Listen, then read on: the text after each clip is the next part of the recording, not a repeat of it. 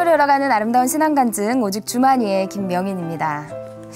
여러분 혹시 지금 고민 있으세요? 경제적인 문제 또는 관계 속에서 오는 문제 또는 불확실한 미래에 대한 문제 이렇게 여러 가지 문제가 있을 텐데요. 주님께 모든 걸 맡기고 믿는다고 하지만 막상 기도가 끝나고 나면 어느새 현실로 돌아와서 내가 치열하게 고민하고 있는 나 자신을 발견할 수 있을 겁니다. 하지만 우리가 모두가 알고 있는 사실 하나, 답을 아는 사람은 이 절대 문제 앞에서 걱정하지 않는 법이죠. 예수께서 이르시되 내가 곧 길이요 진리요 생명이니 나로 말미암지 않고는 아버지께로 올 자가 없느니라. 혹시 지금 무언가로 고민하고 계시는 분이 있다면 이 말씀으로 이 시간 함께 시작해봤으면 좋겠습니다. 삶을 열어가는 아름다운 신앙간증 프로그램 오직 주만이, 오늘도 아름다운 간증자분들이 준비하고 계시는데요. 먼저 이 자리 은혜롭게 채워주신 분들과 함께 인사 나누겠습니다. 춘천 한마음교회 성도님들입니다. 반갑습니다.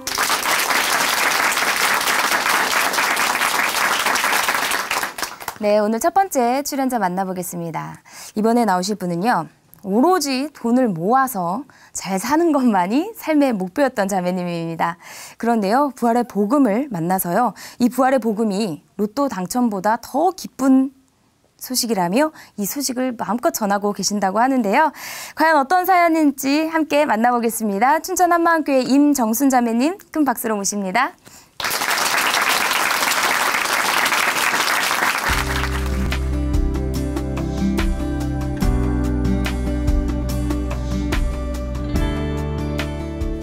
안녕하세요. 춘천 한마음교회 임정순입니다. 저는 재테크의 여왕을 소망하며 펀드, 주식, 경매, 공매, 재테크 등 돈과 관련된 모든 정보에 귀 기울이고 혹시 우리 집에 새는 돈이 있는지, 잠자고 있는 돈이 있는지 늘 체크하며 밤낮 쉬지 않고 피곤하게 살았는데요. 부활하신 예수님을 만나 이 땅이 아닌 하늘나라에 투자하는 삶을 살게 된 간증을 나누고자 이 자리에 나왔습니다.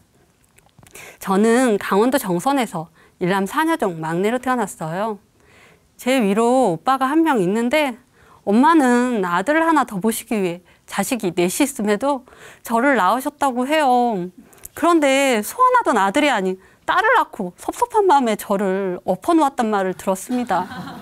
제가 초등학교 2학년 때 아버지가 돌아가셨고 가정 형편은 점점 어려워졌어요.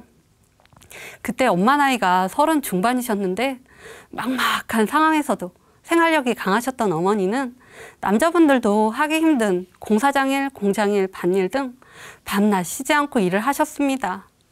하지만 힘든 환경에서도 아들인 오빠만큼은 넉넉하게 키우려고 노력하셨는데요. 한 번은 아침에 맛있는 냄새에 눈을 떴는데 이상하게 반찬은 김치와 깻잎밖에 없는 거예요. 혹시나 해서 오빠 도시락을 열어보았더니 소세지와 계란말이가 정성스럽게 놓여 있었고 제 도시락엔 김치와 깻잎밖에 없는 것을 보고 그때 오빠와 저의 도시락 반찬이 다르다는 것을 알고 엄마한테 배신감을 느꼈습니다. 옷도 오빠 것만 따로 사주셨고 전 큰언니가 있고 둘째 언니가 있고 셋째 언니까지 걸쳐서 물려 입었는데요. 옷과 교복뿐만 아니라 속옷까지 물려 입었습니다. 그런 일들이 반복되다 보니 자존감은 바닥을 쳤고 늘 이런 나의 상황들이 나를 더욱 주눅들게 했습니다. 집안 형편은 좀처럼 좋아지지 않았고 대학에 들어가서도 엄마의 고생을 덜어드리고 싶은 마음에 온갖 아르바이트를 하며 생활비를 충당해야 했습니다. 그땐 가고 싶고 먹고 싶고 하고 싶은 것이 정말 많았는데요. 그럴 때마다 가고 싶고 먹고 싶고 하고 싶은 곳에서 아르바이트를 했어요.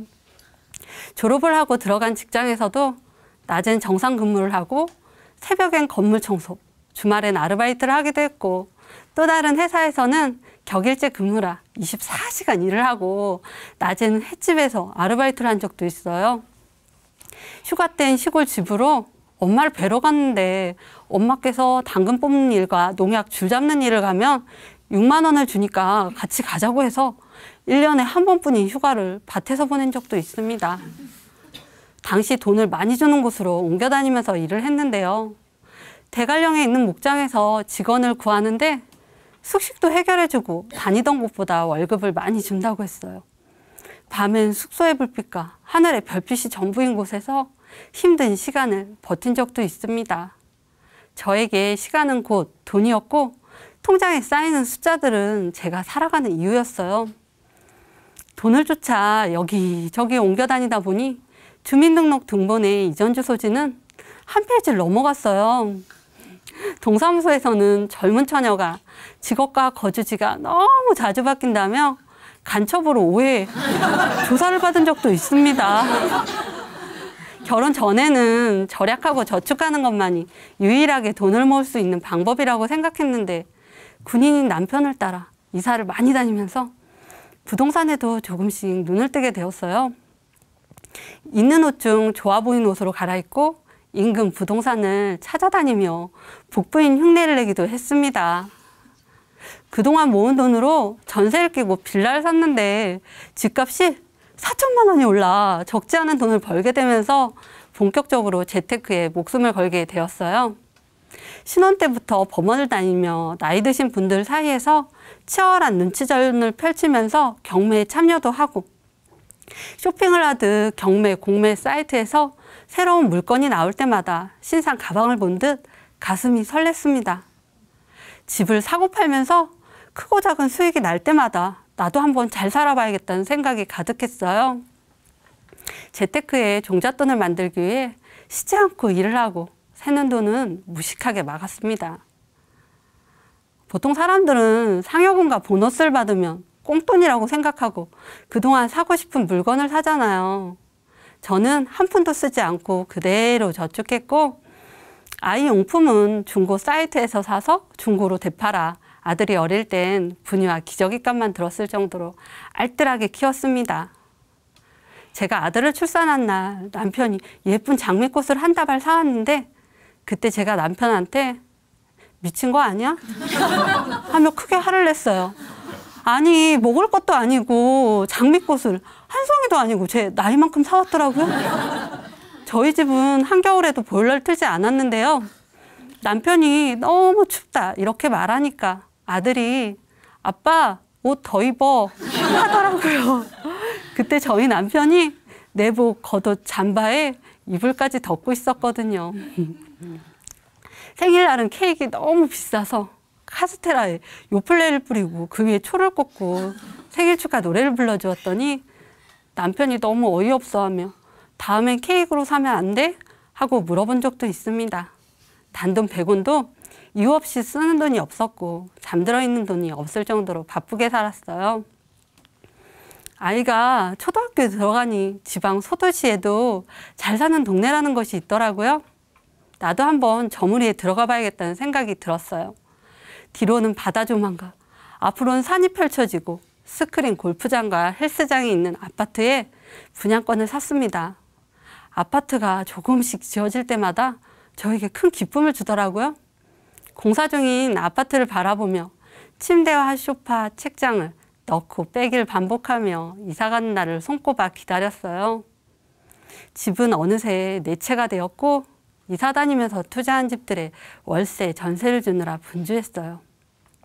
무리하게 산 집이 안 팔려 잠 못 이룬 날이 많아 몸은 늘 피곤했고 마음은 항상 불안했습니다. 제가 지금 근무하는 곳이 병원 장례식장 사무실이에요. 이곳에서 근무하기 전에는 대부분의 사람들이 나이 들고 병들어 죽는다고만 생각해 왔는데요. 장례식장에 고인이 돼서 오시는 것을 보니까 그게 아니더라고요. 6개월에 한 번 고인 정보를 작성해서 시에 보고를 하는데 사망 원인을 보고 깜짝 놀랄 때가 많아요. 스스로 목숨을 끊는 사람들이 많아 안타까웠고 정말 죽음에는 순서가 없다는 것을 알게 되었어요. 한 번은 부패가 심하게 진행된 변사체가 들어왔는데 안치실 바닥을 닦았던 걸레로 제가 사무실 청소를 했더니 그 냄새가 온 사무실에 진동을 하는 거예요. 얼마나 지독하고 역한지 머리가 아파 두통약까지 먹을 정도였어요. 그 냄새를 맡으면서 죽음이란 건 정말 비참하구나 하고 생각을 했습니다. 사람은 모두 죽는데 시체는 금방 부패가 돼요. 입간을 하기 전에 쑤시라고 해서 뼈를 가지런히 펴지 않으면 굳어지고 안치실 냉장고에 보관하지 않으면 썩고 냄새가 나요. 세상에서 아름다움을 자랑하고 화려한 삶을 살았어도 죽음 앞에서는 자랑할 것이 없고 교만할 수 없는 나약한 존재더라고요. 얼마 전 엄마께서 나는 뼈 빠지게 일만 했는데 어느새 할머니가 됐다고 하신 말씀이 생각나면서 나도 짧은 인생 돈에 매여 일만 하다가 허무하게 끝날 수도 있겠다는 생각이 들었어요. 매일 곡소리를 듣고 죽음을 접하다 보니 저에게도 죽음에 대한 공포와 염려가 생기더라고요. 남편과 아들이 눈에 보이지 않거나 연락이 안 되면 불안했고 나쁜 생각이 들었습니다. 남편이 산에 간다고 하면 뱀에 물리는 건 아닐까 염려했고, 바다에 낚시를 간다고 하면 바다에 빠지는 건 아닐까? 운전을 하고 먼 지역에 가면 교통사고가 날까 염려했고, 자전거를 타고 출근을 해도 불안했습니다. 원래 염려가 많은 사람이 아니었는데 여러 가지 이유로 상상도 할 수 없는 이유들로 고인돼서 오시는 것을 보니까 온갖 염려로 아무것도 할 수 없는 소심한 사람이 되어갔습니다. 제 마음 깊은 곳에서 이 공포와 염려에서 벗어나고 싶다는 생각을 하기 시작했어요. 그러다가 저에게 신선하고 충격적인 일이 생겼는데요. 보통 장례식장은 죽음의 두려움과 무거운 분위기 때문에 아이들을 데리고 가지 않는데, 한마음교회 다니는 새언니가 우리 교회는 장례식이 축제예요 하며 아이들을 데리고 기쁘게 다녀오는 거예요. 그때 저는 저의 문제를 해결받을 수도 있겠다는 소망이 생겼어요. 그 무렵 기독교 방송 프로그램에 오빠와 새언니 그리고 둘째 언니가 줄줄이 출연해서 신앙 간증을 하는 거예요. 다른 사람도 아니고 인생의 작은 부분까지 속속들이 다 알고 있는 가족들의 변화를 보면서 정말 변하네? 하는 생각이 들었고, 교회 가고 싶은 마음이 생겼어요. 무엇이 그들을 그렇게 변하게 했고 힘든 환경에서도 기쁘게 살 수 있게 했는지 알고 싶어졌습니다. 작은 교회 예배를 드리며 제 삶을 오픈하였고 기도 부탁도 했어요. 한 번도 본 적 없는 분들인데 모두 따뜻하게 맞아주셔서 공동체의 마음이 활짝 열렸습니다. 그런데 계속 반복되는 말씀과 지체들의 간증을 들으면서도 예수님의 십자가와 부활 사건이 저와는 상관없는 이야기로 여겨졌어요. 예수님이 부활하셨다는 건 알겠는데 그게 나랑 무슨 상관인지 모르겠더라고요. 그러던 어느 날 요한복음 11장 25절 말씀이 실제가 되는 역사가 일어났습니다. 나는 부활이요 생명이니 나를 믿는 자는 죽어도 살겠고 무릇 살아서 나를 믿는 자는 영원히 죽지 아니하리니 이것을 내가 믿느냐? 순간 제 마음속에 너가 믿느냐고 강하게 물어보시는 것 같았어요. 예수님께서 성경 속의 제자가 아닌 바로 너가 믿느냐고 강하게 물어보시는 것 같았습니다. 하나님 앞에 믿지 않고 있던 제 중심이 들통나 도둑질을 하다가 들킨 것처럼 얼굴이 화끈거렸고 가슴은 무너져 내렸습니다. 예수님은 분명 역사적인 인물이고 부활하신 예수님을 직접 만난 증인들이 수백 명이 넘는데도 그게 뭐 나랑 무슨 상관이지? 하며 그저 멍하니 바라보고 있었어요. 예수님이 부활하셔서 십자가에 달려 죽으신 분이 하나님이시고 바로 내 죄 때문에 죽으셨다는 것을 확인시켜 주셨음에도 여전히 감각이 없는 거예요. 하나님께서는 내 마음이 있는 곳에 내 보화가 있다고 여러 번 말씀하시는 것 같았어요. 내 마음은 온통 돈을 많이 벌어 가족과 함께 행복하게 사는 일들로 가득 차서 하나님께서 들어오실 자리가 없었어요. 하나님 없어도 잘 살 수 있다고, 필요할 때만 하나님 찾겠다며 전능자 하나님을 짓밟고 무시하는 마귀와 같은 저의 모습을 보게 하셨습니다. 은 30에 가룟 유다가 예수님을 판 것처럼 제가 어느 날은 5만 원에 또 어느 날은 10만 원에 예수님을 파는 자였어요. 예수님을 십자가에 못 박고 옷이라도 가져보겠다고 제비 뽑는 악랄한 자가 바로 저였습니다. 예수님을 믿지 않고 자신이 주인 된 저는 못할 일이 없는 악랄한 자였어요. 정말 눈물밖에 나오지 않았습니다. 이제야 비로소 죽기까지 나를 사랑하신 예수님의 사랑을 알게 되었고 하나님 아버지 앞에 예수님을 믿지 않은 죄를 진심으로 회개했습니다. 그리고 원래 주인이신 예수님을 제 마음의 주인으로 영접하게 되었습니다. 예배 시간에 이 산지를 내게 주소서 찬양을 하는데 하염없이 눈물이 나왔습니다. 고작 아파트나 자동차가 갖고 싶다고 세상에 악을 쓰고 발악하며 살았는데 죽으면 아무것도 아니잖아요. 하나님께서는 영원한 것을 저에게 주고 싶어 하신 거예요. 예수님을 주인으로 믿는 나는 죽어도 끝이 아니었습니다. 이 땅에서의 재테크가 아닌 하늘나라에 투자하는 것이 너무나 당연하더라고요. 더 큰 돈을 벌기 위해 재테크를 하며 맘졸이던 저에게 그 전에 투자이익으로 누릴 수 없었던 큰 기쁨이 임했습니다. 예수님 안에 모든 것을 다 가진 하늘에 속한 나의 신분을 마음껏 누리며 살길 원하고 계시다는 것을 알게 되었어요. 그 후 제 눈은 이 땅이 아닌 하늘과 영원을 향하기 시작하면서 저희 집에도 놀라운 변화가 시작되었습니다. 저희 집에 에어컨과 정수기가 설치되었고 남편이 갖고 싶어하던 내비게이션을 차에 달아주었어요. 남편한테 20만 원짜리 신발도 하나 장만해 주었습니다. 겨울이 아닌 가을에 보일러를 돌리기도 했어요. 저희 집에서는 정말 있을 수 없는 일이거든요. 남편은 성경 속의 홍해가 갈라지는 기적보다 더 놀랍다고 하더라고요. 더 이상 돈에 벌벌 떠는 존재가 아닙니다. 회사에서도 부족하나마 만나는 사람들에게 복음을 전하기도 했는데요. 차갑게 시신이 되어 들어오는 사람들을 접하는 직원들에게 우리가 알다시피 죽었다가 잠깐 살아난 사람은 있지만 영원히 죽지 않는 몸으로 부활하신 분은 인류 역사에 예수님 한 분밖에 없음을 자신 있게 말하고 다닙니다. 보통 장례식장은 기가 세야만 일할 수 있다는 농담을 많이 하는데 그 중에서도 제 눈에는 살기가 느껴진다는 분도 계셨거든요.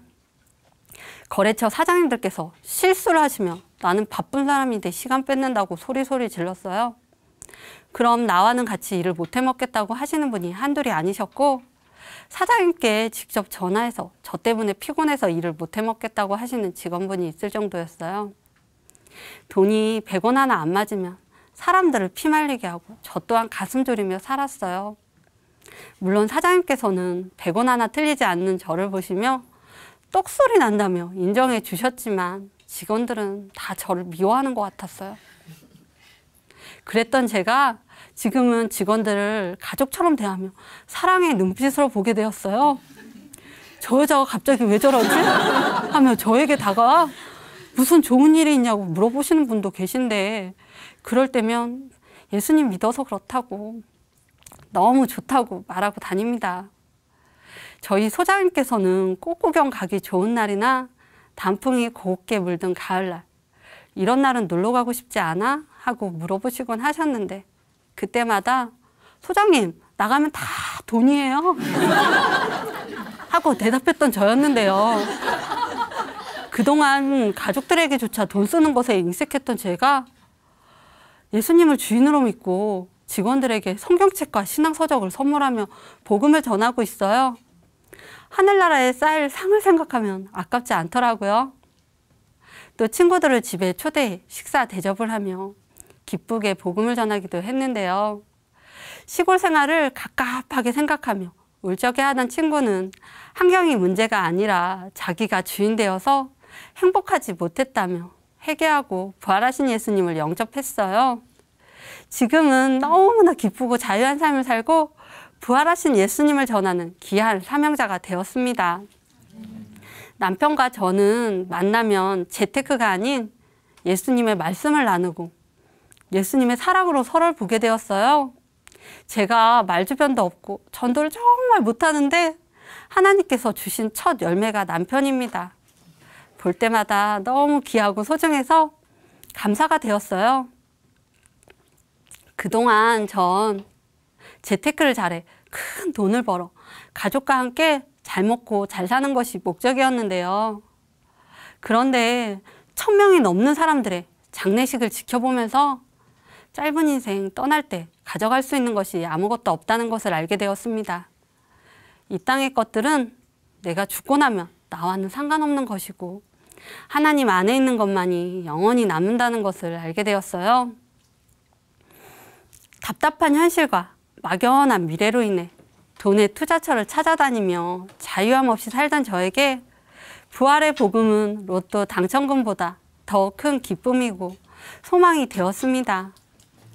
이제 썩어 없어질 이 땅이 아닌 영원에 투자하며 영원한 천국을 소망하며 기쁘게 살겠습니다. 감사합니다.